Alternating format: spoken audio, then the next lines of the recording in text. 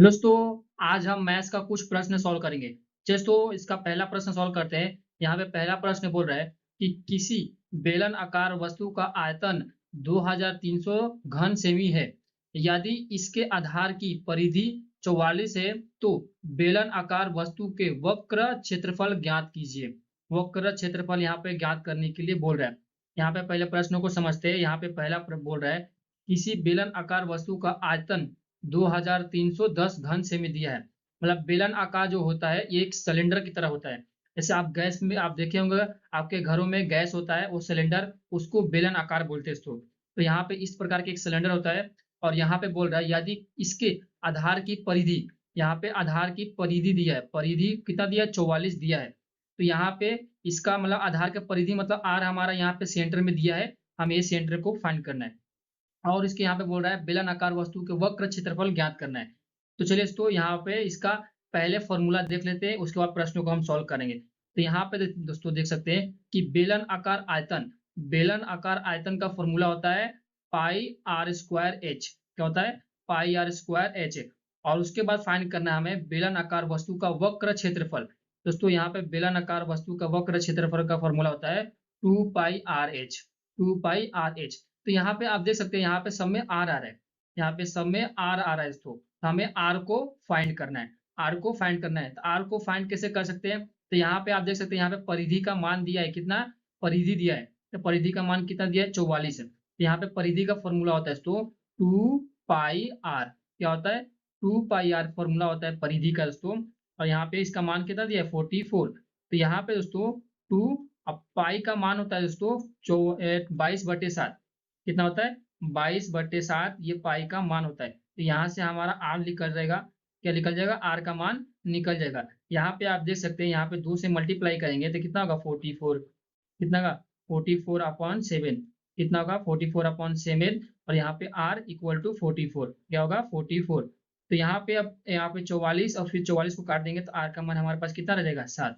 कितना रहेगा 7। यहाँ से आर का मान मिल गया, यहाँ से हमारा आर का मान मिल गया।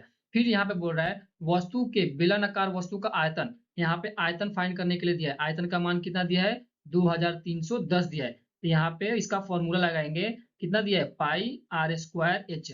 पाई आर स्क्वायर एच इसका फॉर्मूला होता है। लेकिन हमारे पास आयतन का मान कितना दिया टोटल, टोटल सिलेंडर का मान हमारे पास कितना है, टोटल सिलेंडर का मान यहाँ पे 2310 है। कितना है 2310 है। यहाँ पे फिर से लिखेंगे फिर 2310, 2310 दोस्तों। और फिर पाई का मान कितना होगा हमारे पास 22/7, 22/7।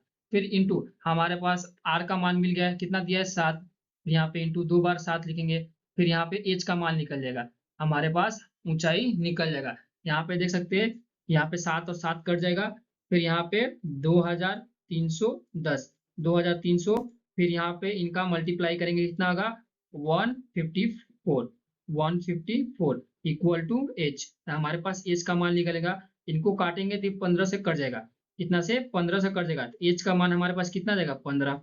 कितना जाएगा 15। एच का मान हमारे पास कितना आ गया 15 आ गया। तो और यहाँ पे अब असली बोल रहा है कि बेलन का आकार वस्तु के वक्र क्षेत्रफल ज्ञात करने के लिए। यहाँ हमारे पास यहाँ पे 2 दिया है, पाई दिया है, आर दिया है, एच दिया है। आर का मान भी निकल चुका है, एच का मान भी निकल चुका है। अभी हमें खाली फॉर्मूला में रखना है मान। तो यहाँ पे है 2 pi r h, 2 pi r H. यहाँ पे 2 का मान 2 दिया है। फिर पाई का मान क्या होता है 22/7 होता है। कितना 22/7।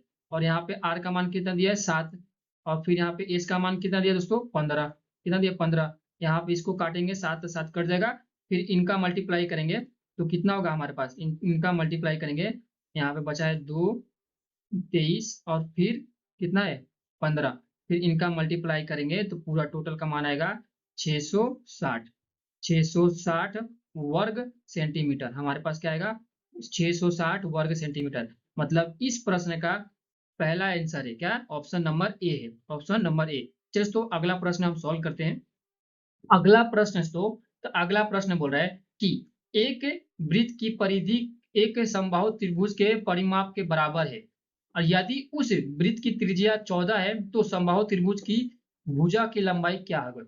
यहाँ पे बोल रहा है कि प्रश्न को समझिए तो कि एक वृत्त की परिधि एक समबाहु त्रिभुज के परिमाप के बराबर है। यहाँ पे वृत्त की परिधि कितना होता है, 2 पाई आर होता है।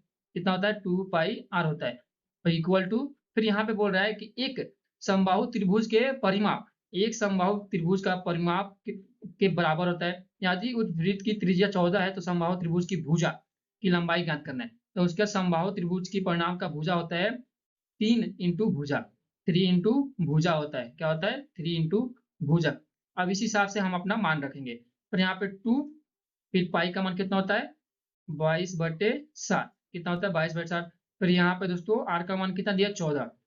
आर का मान कितना दिया, 14 इंटू 3। यहाँ पे फिर भुजा, क्या होगा, भुजा। हमें क्या ज्ञात करना है, समबाहु त्रिभुज की भुजा की लंबाई ज्ञात करना है। समबाहु त्रिभुज की भुजा की लंबाई ज्ञात करना है दोस्तों। और यहाँ पे काटेंगे कितना होगा, 2 बचेगा। कितना बचेगा, 2 दोस्तों।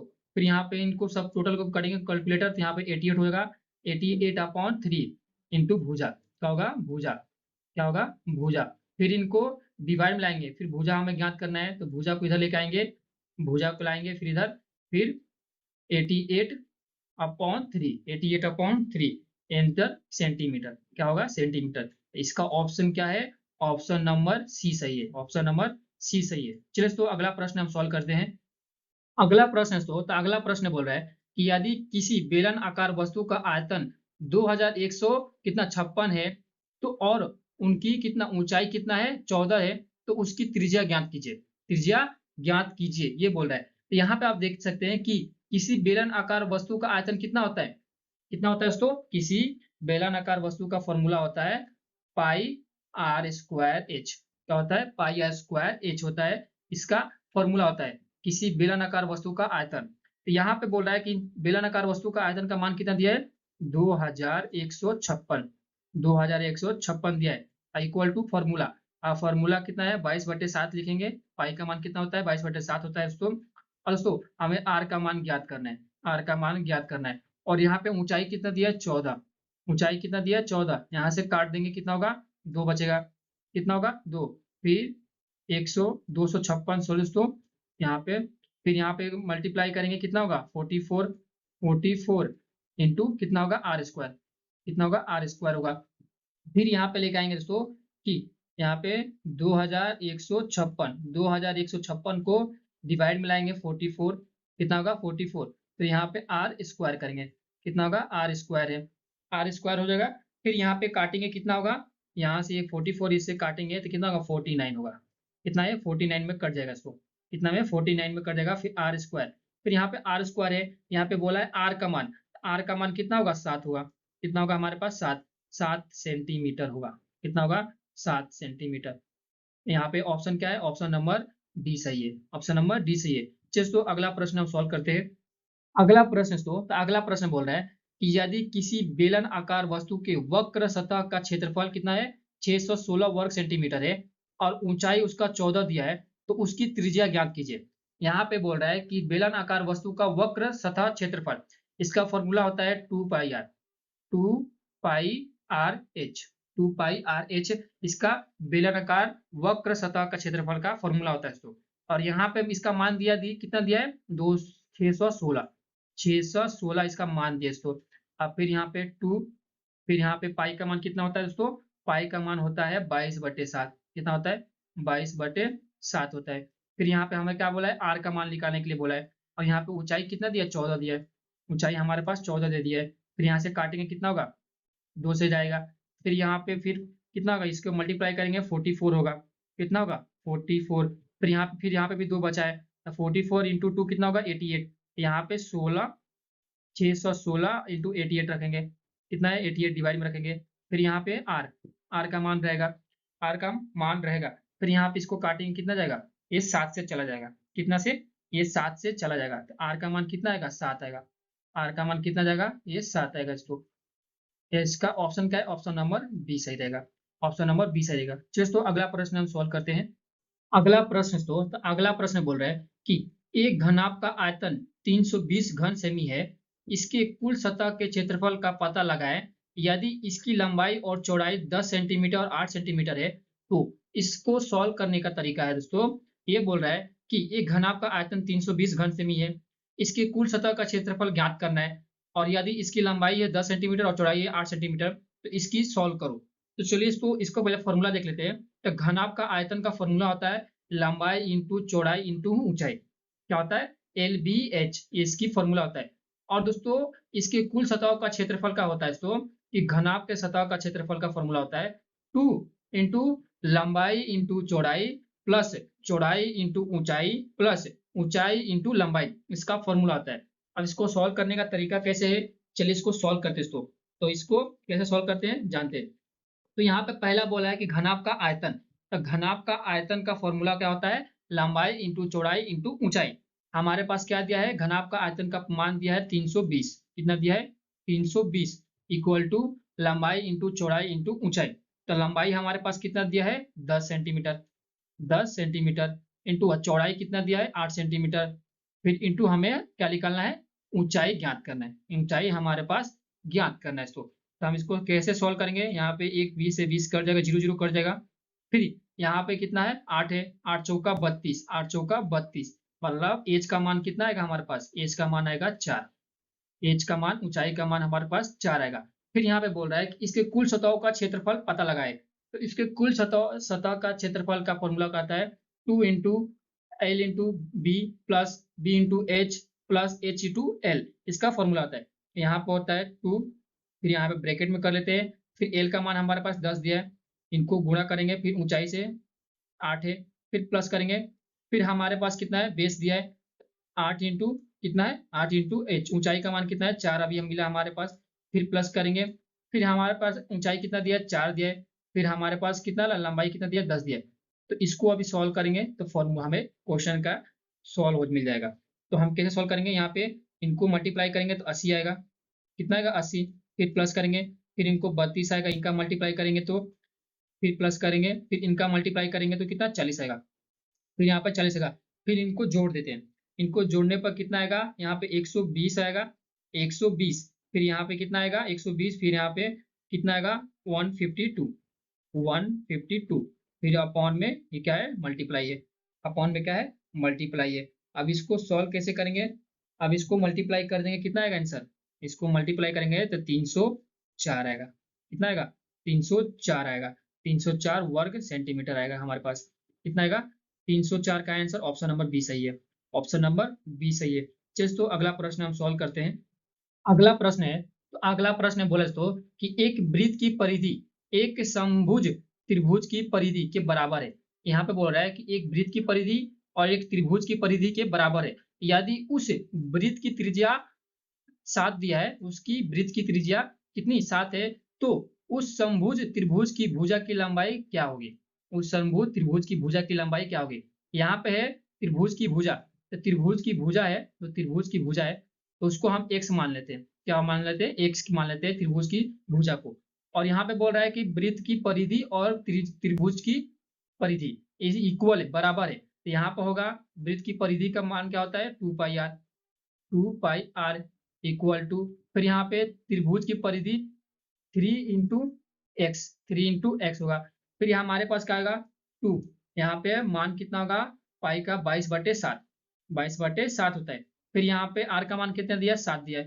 कितना दिया है? 7 दिया है। फिर यहाँ पे 3 × x, फिर यहाँ पे 7 7 कट जाएगा, 7 7 कट जाएगा, 44, 44 3 × x कितना होगा? x। यहाँ पे 44 डिवाइड में 3 रखेंगे और फिर यहाँ पे x रखेंगे। इनको काटेंगे, कितना आंसर आएगा? कितना आएगा आंसर दोस्तों? इनको काटेंगे तो 44 कटेगा ही नहीं, इसका ऑप्शन नंबर बी आएगा। ऑप्शन नंबर बी सही है। कितना? 44/3। तो अगला प्रश्न हम करते हैं। अगला प्रश्न है, तो अगला प्रश्न ये बोल रहा है दोस्तों कि यदि एक समभुज त्रिकोण के बाजू की लंबाई 6 सेंटीमीटर है, तो उसका क्षेत्रफल क्या होगा? उसका क्षेत्रफल क्या होगा? दोस्तों यहाँ पे समभुज त्रिकोण की बाजू की लंबाई बोल रहा है, तो उसका संपूर्ण त्रिकोण की क्षेत्रफल का फॉर्मूला होता है दोस्तों √3/4 इंटू एल स्क्वायर। यहाँ पे हमारे पास कितना दिया है? एल का मान दिया है तो √3 दिया है, √3/4। एल का मान कितना दिया? 6, तो 6 इंटू 6, 6 इंटू 6 है। यहाँ पे 2 से काटेंगे, यहाँ पे 3, यहाँ पे 2, यहाँ पे 3, यहाँ पे 2। फिर यहाँ पे कितना होगा? फिर यहाँ पे आएगा दोस्तों कि यहाँ पे आएगा √3/2, फिर इसको भी कितना है 2 से काट देंगे, यहाँ पे आएगा 3, कितना आएगा 3, फिर यहाँ पे ये 2 कट जाएगा, ये इसको मिटा देते हैं, इसको मिटा देते हैं, तो यहाँ पे आंसर आएगा कितना 9/9 9 आंसर आएगा। हमारे पास ऑप्शन कौन सा है, ऑप्शन नंबर डी सही है, ऑप्शन नंबर डी सही है। चलिए तो अगला प्रश्न हम करते हैं। अगला प्रश्न बोल रहा है कि 10वीं कक्षा के ए डिवीजन में 60 छात्रों द्वारा प्राप्त किए गए अंकों का औसत 66 है तथा बी डिवीजन के 45 छात्रों का औसत कितना है 62 है और तथा सी डिवीजन छात्रों के अंकों का औसत 6 है, तो 10वीं कक्षा के तीनों डिवीजनों का औसत क्या होगा। 10वीं के कक्षा के तीनों डिवीजन का औसत ज्ञात करने के लिए बोल रहा है दोस्तों। तो इसमें बोल रहा है कि दोस्तों ये बोल रहा है प्रश्न कि इसमें कितना छात्र है, कितना डिवीजन है, 3 डिवीजन है। वो कौन कौन से हैं, तो इसमें 3 डिवीजनों में बोल रहा है कि देखिए यहाँ पे कितना डिवीजन है 60 छात्र है, ए डिवीजन में कितना छात्र है 60 छात्र हैं, प्लस करेंगे और फिर उसमें बोल रहा है कि दोस्तों उनका औसत कितना है, उनका औसत कितना है, तो उनका औसत है दोस्तों यहाँ पे 66, कितना है औसत उनका 66।